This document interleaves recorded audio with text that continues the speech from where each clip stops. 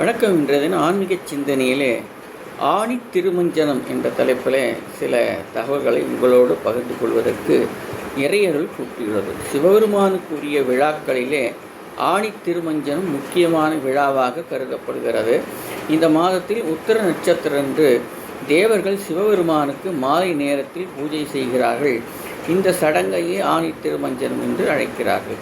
ஆணி திருமஞ்சனம் சிவாலயங்களில் சிவபெருமானுக்கு நடத்தப்படுகிறது. இந்த நாளில் விரதமிருந்து சிவபெருமானை வழிபட்டால் சகல சௌபாகியங்களும் கிடைக்கும் என்பது ஐதீகம். ஆணி திருமஞ்சன நாளன்று சிவாலயங்களுக்கு சென்று சிவபெருமானையும் பார்வதி தேவியும் வணங்க வேண்டும். இந்த நல்ல நாளில் ருத்ராட்ச மாலை அணிந்து விபூதியை பூசிக்கொண்டு ஓம் நம சிவாயம் என்னும் மந்திரத்தை உச்சரித்து வில்வ இலையால் அர்ச்சனை செய்ய வேண்டும். திருமுறை பாடல்களை ஓத வேண்டும். இந்த 5 காரியங்களையும் ஆணி திருமஞ்சனத்தன்று செய்தால் மிகுந்த பலன் உண்டு.